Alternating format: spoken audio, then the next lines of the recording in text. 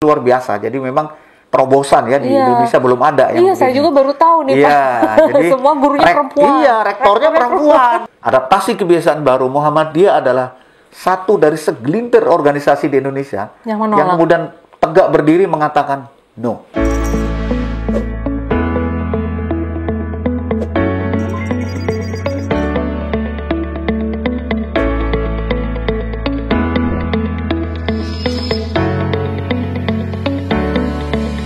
Assalamualaikum warahmatullahi wabarakatuh. Jangan lupa ya di subscribe, like, komen, share, dan tekan tombol loncengnya. Jazakallah khairan katsira. Di studi ini sehari misalnya bisa memproduksi 3-4 episode, nggak cukup. Karena slotnya TV-mu itu sehari 17 jam. Oke. Nah, otomatis harus desentralisasi produksi. Desentralisasi produksi supaya ini juga efisien, tidak harus TV-mu yang membiayai, tapi adalah unsur-unsur terkait yang di dalam internal Muhammadiyah itu bergerak, yaitu yang namanya PTMA. Apa tuh Pak? PTMA itu Perguruan Tinggi Muhammadiyah dan Aisyah. PP-nya itu ada pimpinan pusatnya ada di Jogja dan Jakarta. Tapi baru 2 memang. Ini luar biasa. Jadi memang terobosan ya di Indonesia belum ada yang saya juga baru tahu nih Pak. Jadi semua gurunya perempuan. Iya, rektornya perempuan gitu. Dekan-dekannya perempuan semua. Menarik ya sahabat. Aisyah itu menjadi organisasi perempuannya Muhammadiyah. Oh, oke. Jadi apa aja tuh Pak kegiatannya tuh? Kegiatannya ya dakwah dan kemudian banyak melakukan kegiatan-kegiatan yang sifatnya parenting, membangun keluarga, membangun keluarga sejahtera ala Muhammadiyah. Itu lebih banyak pada gerakannya. Tapi juga sebagai ortom dari Muhammadiyahnya, organisasi otonom dari Muhammadiyah, Aisyah juga melakukan kegiatan dakwah. Tapi itu tadi fokusnya kepada pendidikan. Nah, jadi makanya kan banyak itu misalnya TK, PAUD Aisyah namanya. Aisyah juga. Jadi kalau dibilang PAUDnya itu ada Aisyah itu berapa? Wah, ribuan. Iya. Gitu kira-kira. Jadi di seluruh Indonesia itu ada. Bahkan ada TK Aisyah di Mesir. Oh iya, di sana juga buka. Jadi orang-orang Indonesia bukan hanya warga Muhammadiyah yang ada di Mesir, kan banyak sekali kan mereka keluarga-keluarga itu kemudian nyekolahkan anaknya di TK itu. TK Aisyah. Oke. Nah, terus kalau misalnya pendidikan pengajian gitu Pak, ada Pak di TV? Di TV-mu itu misalnya cara selain belajar mengaji tahsin ada. Oke. Ada. Jadi semua yang konsep pendidikan keagamaan itu ada di TV-mu. Kemudian yang sifatnya agak-agak politis ya, yang isu nasional, itu ada namanya pengajian bulanan yang diselenggarakan oleh pimpinan pusat Muhammadiyah. Oh, pengajian bulanan. Ya, itu yang sebulan sekali. Oh, oke. Dan selama masa pandemi ini bersifat virtual ya. Iya. Nah, jadi pusatnya itu dilakukan di hostingnya itu ada di PP Muhammadiyah Jogja. Jadi Muhammadiyah itu ada 2 kantor pusat.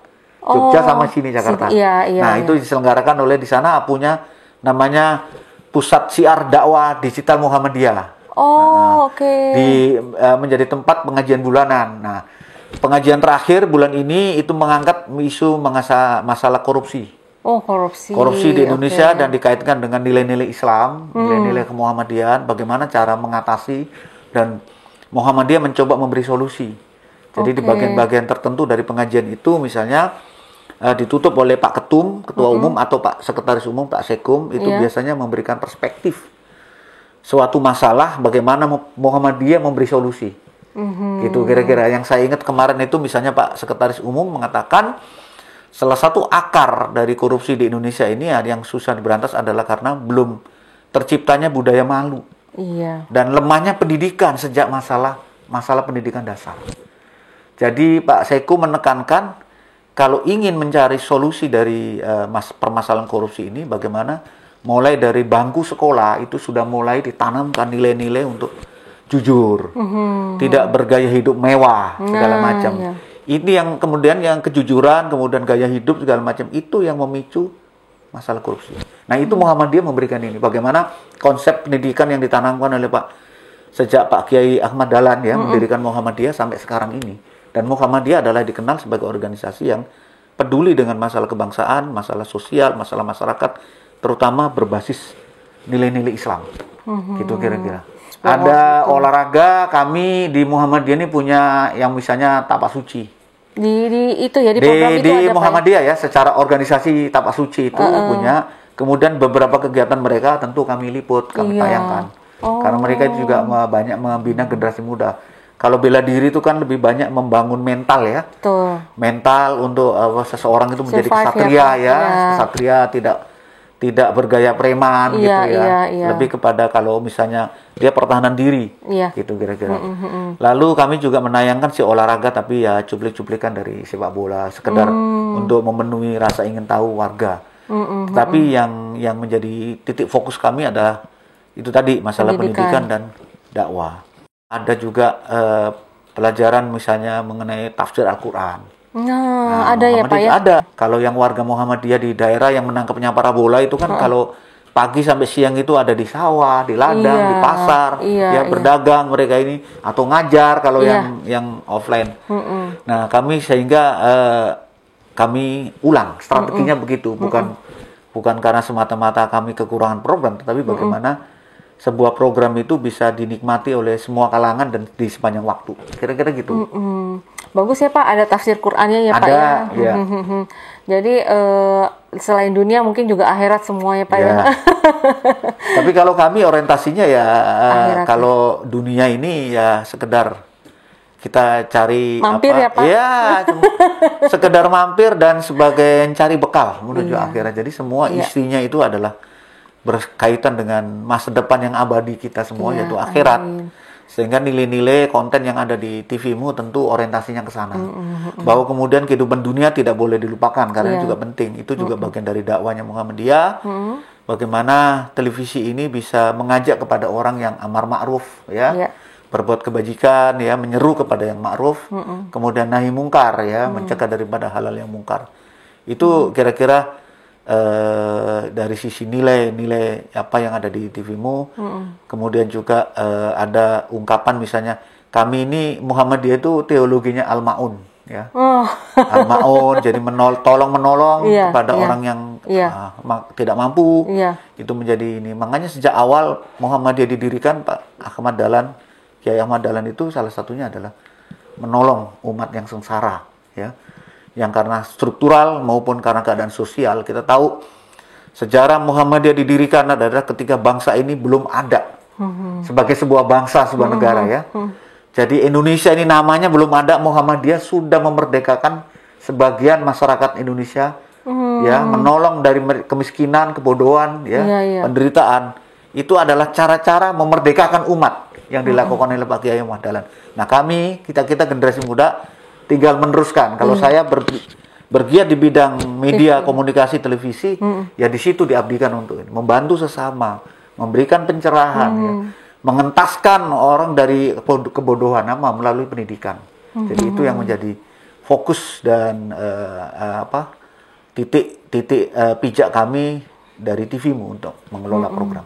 Nah, masa pandemi ini apa yang berikan kontribusi kepada rakyat nih Pak? Jadi begini Bu. Ketika pandemi COVID-19 ini ketemu, Muhammadiyah membentuk namanya MCCC. Muhammadiyah COVID Center, MCC. Itu adalah terpusat perstruktur yang dilahirkan oleh pimpinan pusat Muhammadiyah untuk bisa membantu masyarakat dan negara, bukan pemerintah saja. Negara dan masyarakat ini supaya ikut menanggulangi pandemi yang global ini. Jadi kami ini bergerak terus sampai hari ini.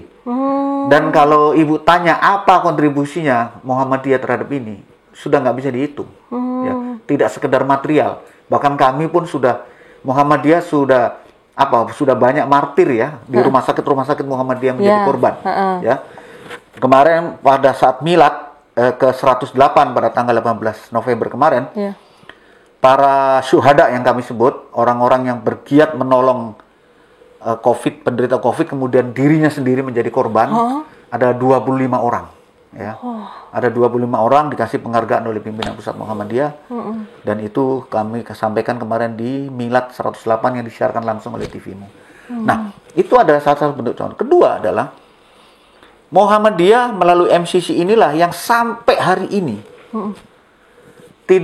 tidak merekomendasi pelonggaran. Tentang protokol kesehatan, tentang bagaimana pengelolaan sosial. Karena apa? Patut diyakini dan disadari bahwa pandemi ini sangat membahayakan dan sekarang terbuktikan. Sejak pemerintah mendeklarasikan apa yang disebut new normal, adaptasi kebiasaan baru, Muhammadiyah adalah satu dari segelintir organisasi di Indonesia yang kemudian tegak berdiri mengatakan no. Nah, sampai hari ini Ibu lihat misalnya kantor sini di PP, masjid pun dibatasi semua karena ini demi keselamatan warga bangsa dan masyarakat. Dan jadi Muhammadiyah tetap istiqomah untuk tidak sekali dilonggarkan. Masyarakat kita ini kan banyak yang abai. Budaya masyarakat kita masih budaya yang longgar, tidak seperti bangsa lain misalnya. Ini sebagai catatan. Sehingga ketika digencarkan, dikampanyekan misalnya adaptasi kebiasaan baru, ini belum saatnya. Jadi penanggulangannya itu tidak akan sukses kalau yang namanya rem ini tidak dikendalikan. Jadi kalau kepentingan ekonomi saja semata yang menjadi pertimbangan, tentu ini sebuah masalah yang hari ini kita ketahui bersama. Angkanya terus berkembang naik dan sulit ditanggulangi. Jadi Muhammadiyah tidak saja sekedar sebagai korban, tetapi juga bergiat bagaimana ikut menanggulangi COVID ini dengan cara-cara yang kami anggap layak. Dan kan Ibu tahu bahwa Muhammadiyah ini punya rumah sakit ya, jaringan rumah sakit itu 200-an.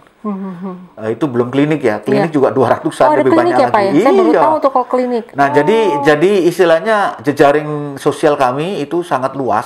Belum lagi orang-orangnya, kalangan dokter, kalangan tenaga medis itu Muhammadiyah salah satu organisasi yang mungkin terbesar di Indonesia ini. Ya. Oke Pak, kalau gitu terima kasih Pak Makrun. Semua penjelasannya jelas sekali.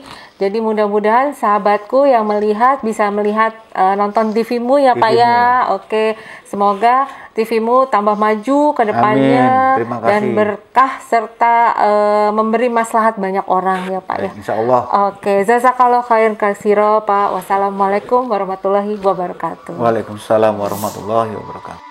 Assalamualaikum warahmatullahi wabarakatuh. Jangan lupa ya di subscribe, like, komen, share, dan tekan tombol loncengnya. Jazakallahu khairan.